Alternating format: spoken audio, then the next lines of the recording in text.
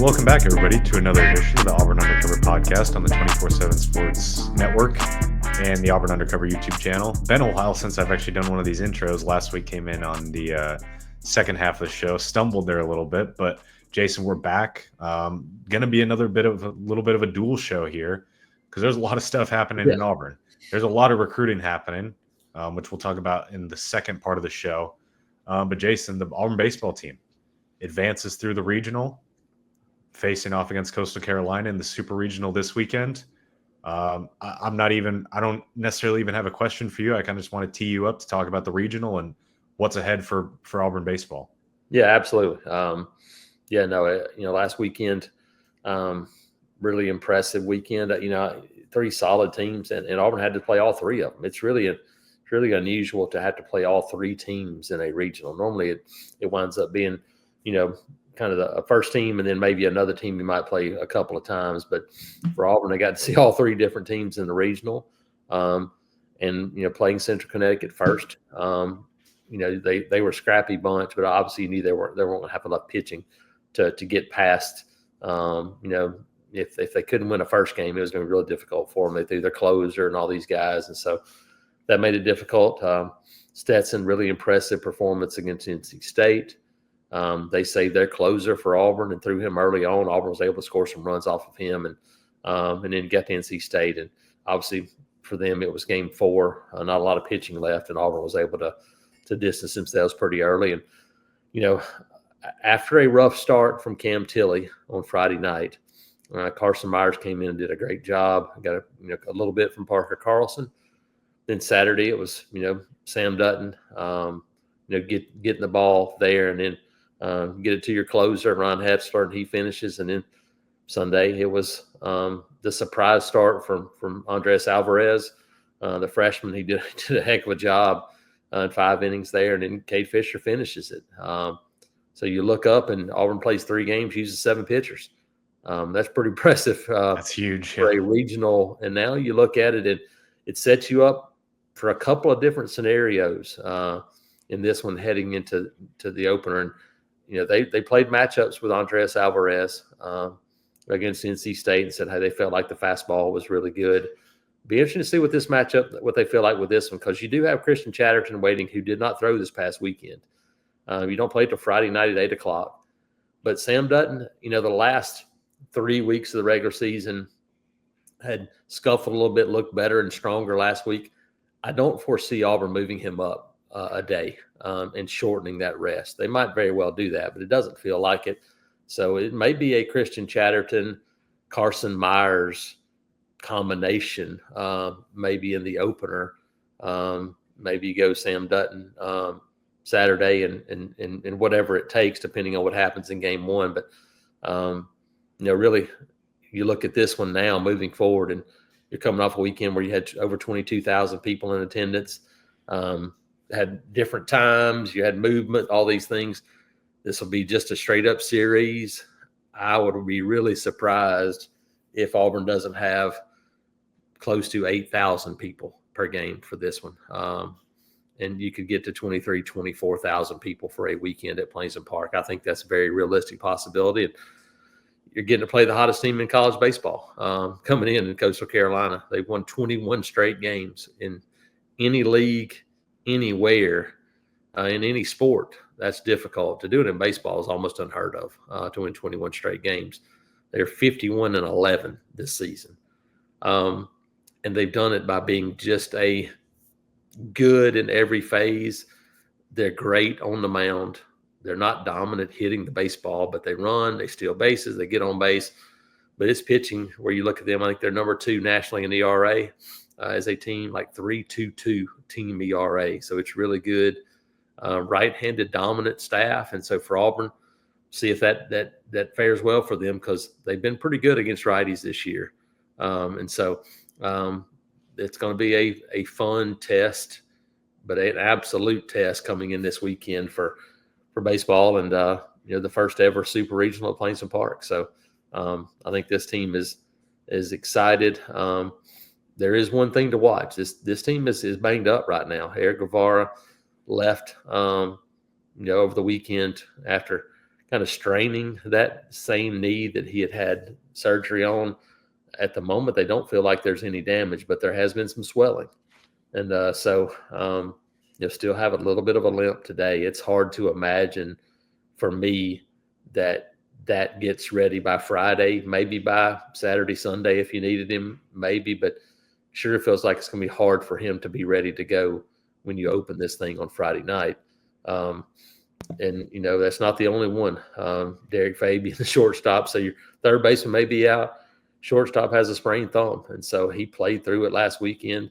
And so, as long as he's able to just kind of hold his own out there, you'll still have your shortstop and kind of veteran there on the field. But it's starting to get a little bit dicey. I think, mentioned Sam Dutton. Andrew Dutton might be next up, and he has had one at bat this year. It was a home run, but that's the only at bat he's had. He might be the next guy off the bench for you if you have to go to another middle infielder. So Kay Ballou continues to be banged up a little bit. Got in the game and played some on Sunday, but was pretty sore. I was told on Monday, and it looked a little bit sore today when I went out to practice too. So a little banged up here at the end of the year for this team, but you saw hands on deck as you get ready for what should be a pretty fun weekend. Jason, do you have your coffee ready for Friday already? Yeah, 8:00. This will be the fourth straight game now that will start. Sunday was supposed to start fairly early. It started at 7:36.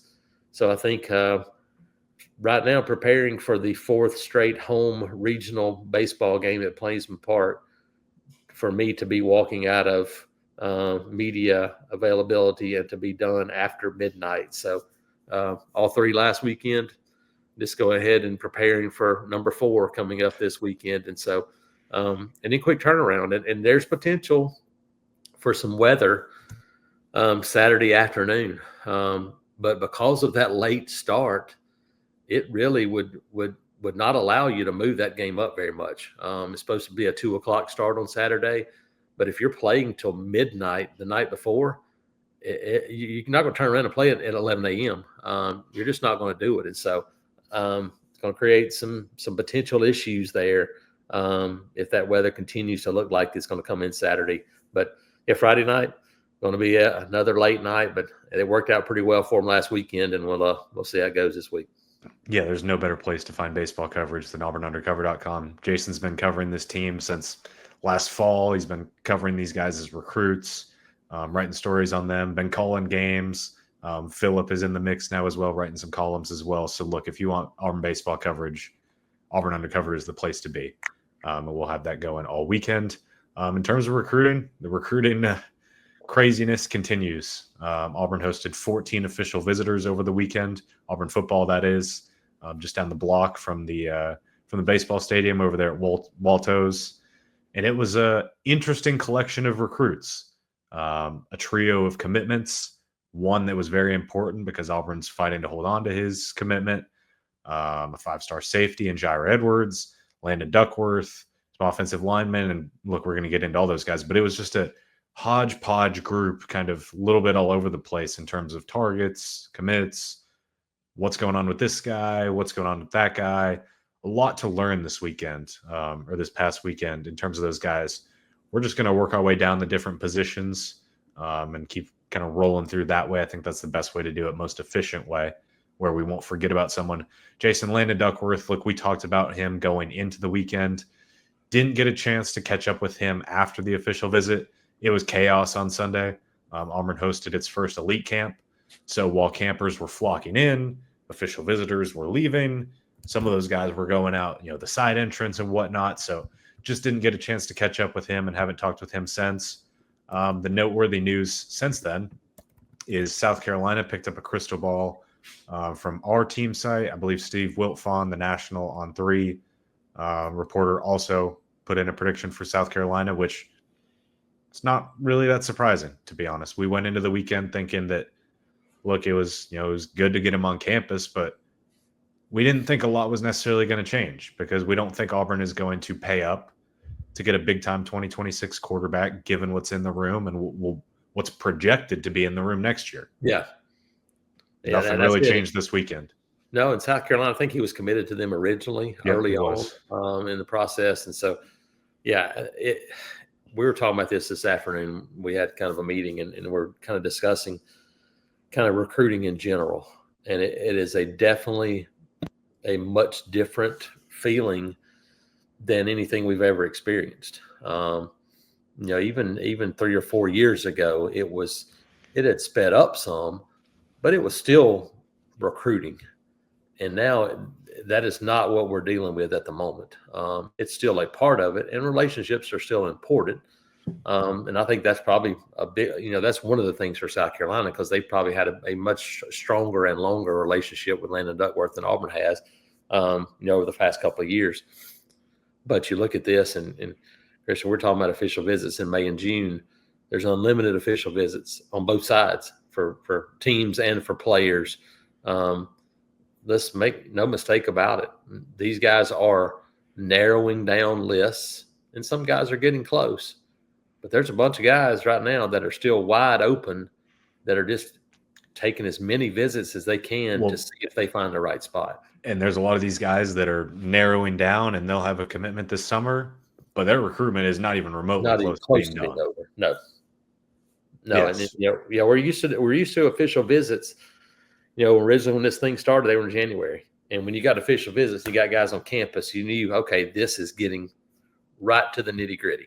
This is going to be when something happens, and then it moved to November and December because the early signing period. You go, this is big, this is important.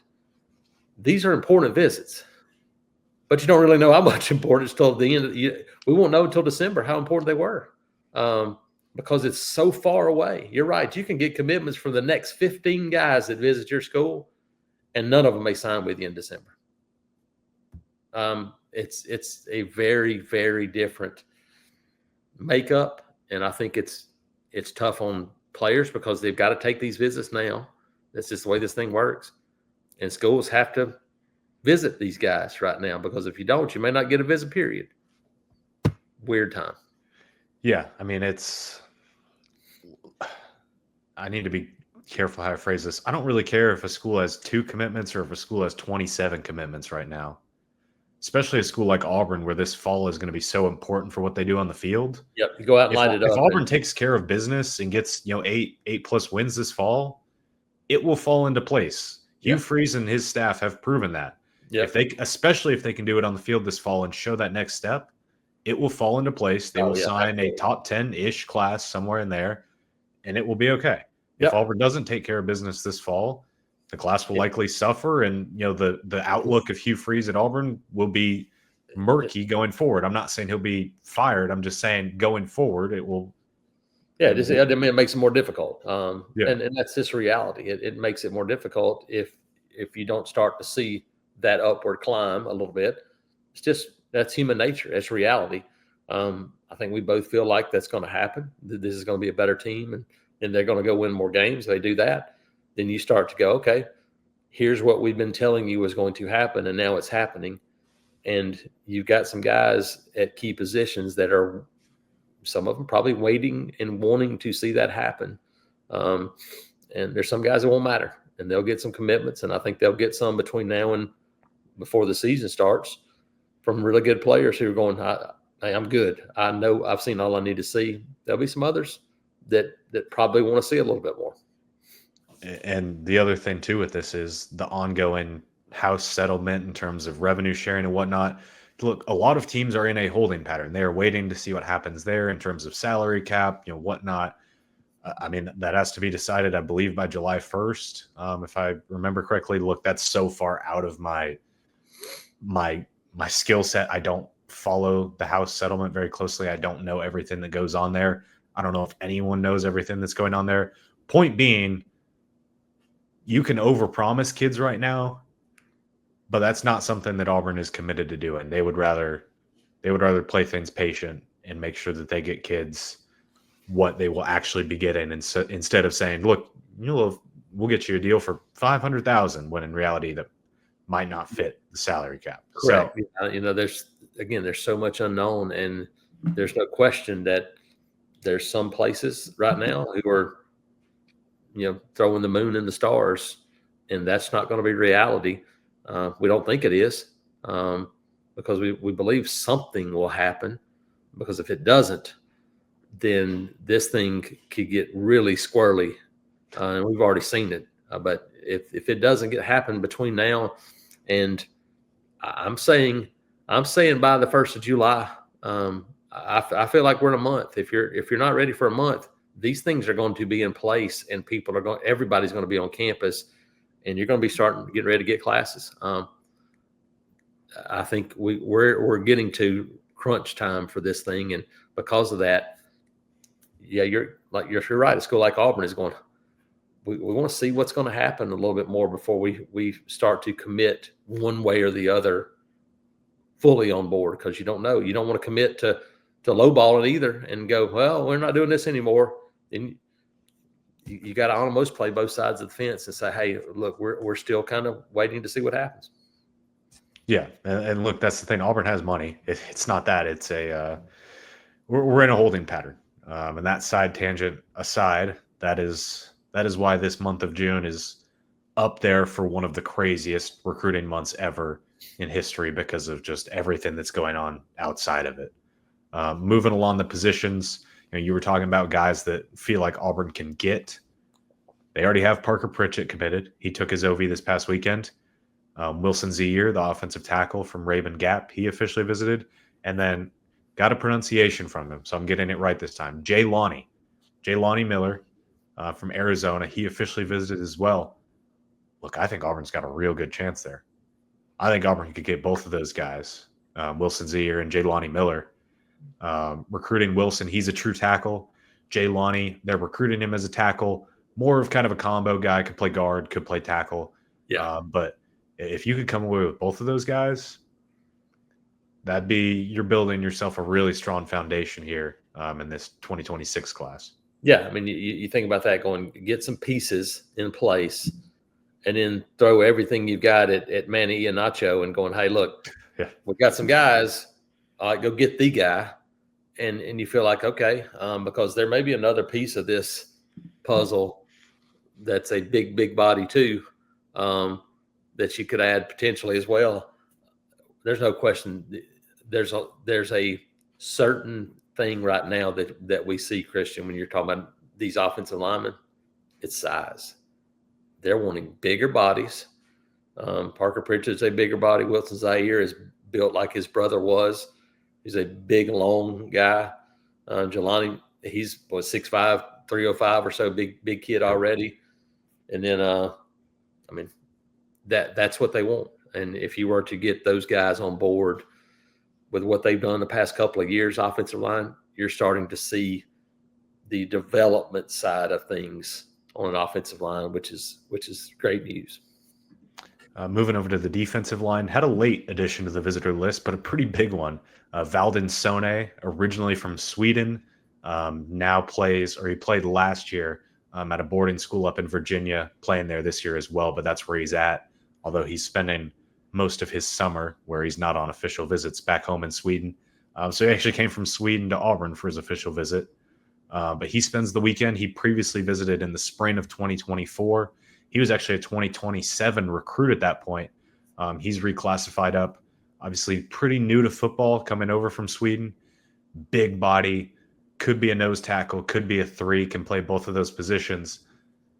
Look, I don't think Auburn is the team to beat in his recruitment, and it has some twists and turns because he ended up scheduling an official visit to Georgia after his trip to Auburn.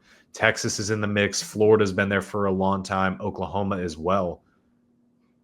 But Auburn is trending up and trending in a really good direction.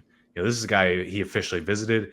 He wants to try and come back at some point this month just to get in a workout with Vontrell King-Williams, kind of a camp workout. He's definitely coming back in the fall for a game. Jason, when I was out in San Antonio this past January, he was there at the Navy All-American Bowl as one of the juniors that was invited to play in the game. And watching him, I texted a couple people back in Auburn after the first 2 days of practice. I said, Malik Autry, all those guys are there. I said, look, this guy is one of the best guys here, and he's just going in. He's in the middle of his junior year of high school right now. And that's after reclassifying for that matter. So it was huge that Auburn got him in for a visit, and they definitely made a big move. Yeah, no, it's a unique defensive line prospect, and there's some of those guys out there right now. When you look at the guys that Vontrell King Williams and Rock Bellantoni, some of the guys they're recruiting right now, there's some really unique guys. He's one of them for sure. When you look at him, and I mean, this is another big body guy that can move, athletic, but would be, I think, maybe a traditional 3 technique, but a guy that could do that at 300 pounds. And so that, I think that's a guy that gives you some punch at that position if you were to get him. On the outside there at edge, Hezekiah Harris was in, mentioned him earlier as a guy that, look, Auburn had a lead. They need to extend it a little bit with Tennessee and Florida pushing hard. Feel like they did that, but look, he even said that he's going to take his recruitment all the way to signing day. He's not going to shut things down early. So there's a long way to go there. And then Jamarion Matthews, the Alabama commit, originally out of Sparkman High School, now at Gainesville. You got a chance to chat with him. We felt like it was an uphill battle going in. Still feel like it is. Not a lot of concern there because the edge board is loaded, and we feel like Auburn is in a good spot for a lot of other guys at that position as well. Yeah. 2 guys that were already committed, one to Auburn, one to Alabama. I feel like when the dust settles, that's probably where both are going to wind up, even though both are going to look at other schools. I still think both will wind up where they're currently committed by the time this thing's done. Linebacker TJ White comes in for his first visit ever from Jackson Academy. Interesting there. He's a middle linebacker. Wanted to get clarity on where Auburn's recruiting him. Look, he's really good and he's ranked really high. Kind of feels like he's an insurance policy if Shadarius Tootle were to flip to Georgia or Michigan or whoever is recruiting or wherever, he ends up deciding if he doesn't stick with Auburn, because that's a recruitment that's gotten a little dicey. Mainly also because, Jaquez Wilkes, he's being recruited as a middle linebacker at this stage. We kind of feel like he could end up being an edge guy when it's all said and done. He can move around. He can do it all, kind of, but you're only going to take so many middle linebackers. So TJ White and where things kind of fit is interesting there. But Auburn made a big impression. He definitely wants to come back after this weekend. Yeah, and I think, too, you start going, Tootle, hey, you shop, we shop. We've been waiting on you. You've been committed, but you start to do these things. You're right. I think the insurance policy is we're going to go and make sure that we have a guy that's ready. And you're right. It doesn't feel like a replacement. I think it almost feels more like okay, all right, well, we'll go find somebody else if that's the game you want to play. And so I don't, and it's not that it's a game being played, but you're going, hey, look, guys, you have to do this. You have to protect yourself 100%. And so that's the name of the game. And so if you're Auburn, again, you got to go out and continue to recruit guys. If your guys are going out and taking other visits, then you got to go protect yourself a little bit. I should have mentioned Anthony Davis was in for a visit as well. He kind of fits into that similar category. He's maybe could be a dime linebacker. Adam Balagoon Ali, he's the name that we've been watching there at the dime kind of will position a little bit more recently compared to Anthony Davis. We were watching a couple months ago. You have to recruit multiple guys, and Anthony Davis is on that list, but he's a guy that we've known for a long time, and things could ramp up there depending on how things go with Adam Balagoon Ali as well.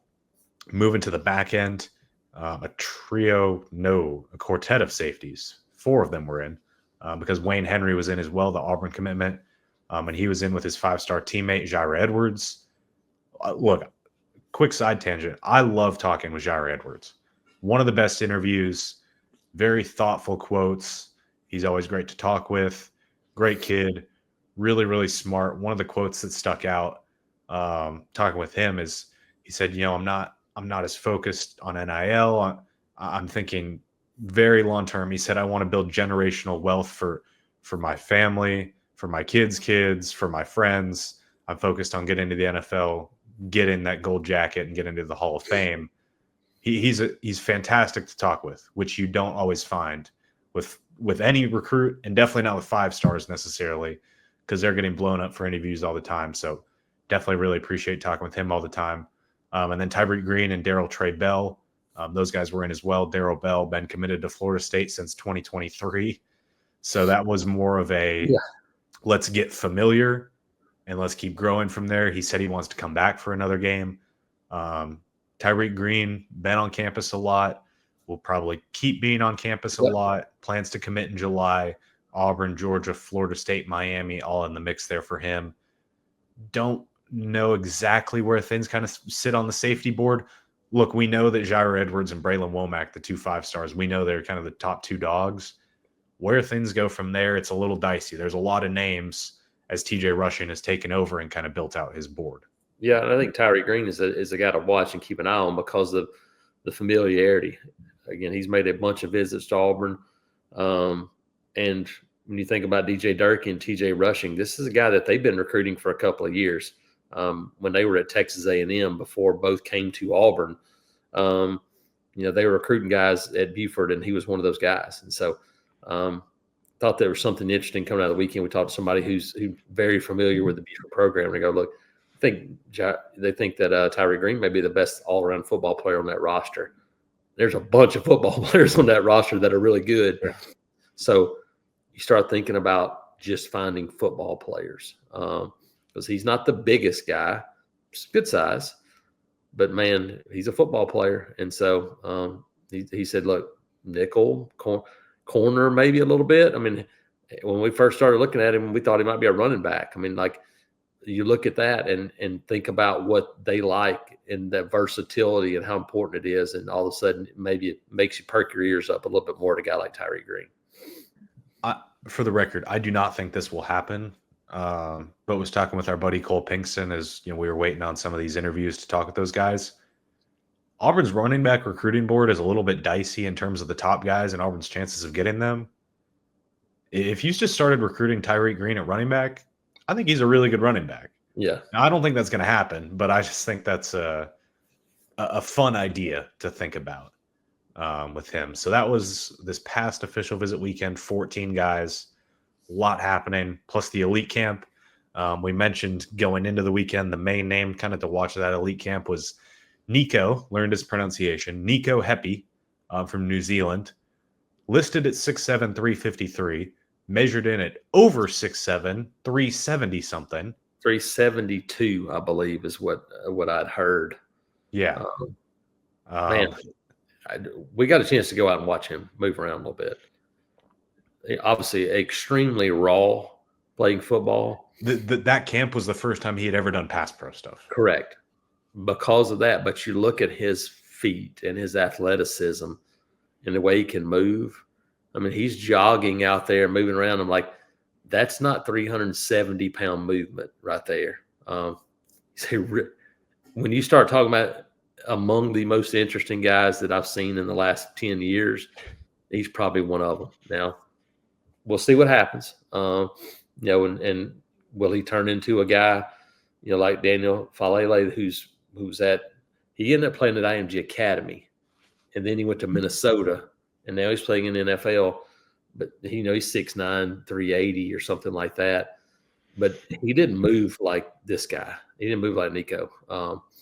I think he's a legit tackle prospect. And I was just thinking about envisioning him weighing 360 pounds and how athletic at 360 he could potentially be when he gets in a strength and conditioning program, because you look at him and it doesn't look big. I mean, he's big, but it doesn't look like, man, you can tell that guy weighs 370. It doesn't look that way. You just go. I mean, we were out there with current players, talking with guys like Keldrick Falk, who just kind of help out at the camp and whatnot. And you were chatting with him and like, hey, would you believe me if I told you he's 6'7", 370 something? And Keldrick was like, there's no way. No, because he does not look like 370 that they saw last year. I'll just leave it at that. He doesn't have that same physique. So really interesting guy. Another guy that, that I alluded to earlier, can kind of put a little bit of a maybe gold star right there and think about him potentially down the road, for Auburn. I think there's a legit possibility. Yeah, don't forget his name. Chatted with him afterwards. By the time you're listening to this podcast on Wednesday, have a story up at auburnundercover.com talking with him. He's working to set up an official visit. Auburn plans to bring him in sometime this fall for that official visit for a game. So get him and his family up from New Zealand.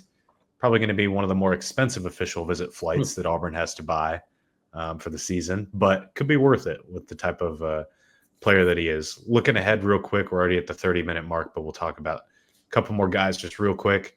A pair of midweek official visitors. Corey Wells, a big defensive lineman from Petal, Mississippi. He arrived on Tuesday, and so did Preston Carey, another big defensive lineman, now at IMG Academy, previously from New York. Both of those defensive linemen in on Tuesday, leave on Thursday. Corey Wells is a name that I would keep a very close eye on. There are some big fans of that guy inside of the Walto's football facility. They really, really like him. They like his skill set to be a nose tackle. And then Preston Carey, he's an interesting one. Like I said, now at IMG Academy, but from New York. His sister just graduated from Auburn here in May, so he's been on a recruiting visit to Auburn, but he's been to Auburn a lot. So when you have that kind of connection there, it makes things interesting. So we'll chat with those guys on Thursday and see kind of what happens. Looking forward to this weekend. Not as many names on the list as of right now. Right now, have it at 7, but it is loaded. It is, I mean, the lowest ranked guy in the 247 rankings is 227, and that's Claude Puma, the 6'7", 308-pound offensive tackle, who's probably one of Auburn's very top targets to that position. He's the lowest ranked guy currently scheduled to come in this weekend. And then the highest ranked guy is Manny Iheanacho, the 5-star offensive tackle who every school in the country wants, but right now he's trimmed his list down to 4 in Oregon, LSU, Auburn, and Penn State. Oregon is his leader, but he's given Auburn a chance, which is big this weekend. So it'll be it'll be a really strong weekend in terms of the guys that are here. Yeah, absolutely. Yeah, you mentioned that, Manny Iheanacho, and he is not at St. Francis Academy, but he is in the vicinity of St. Francis Academy, knows all those guys, knows the guys that are on campus. Coach that was at St. Francis Academy that's now on the Auburn campus, Jair Edwards. I'm like, all these guys he's familiar with.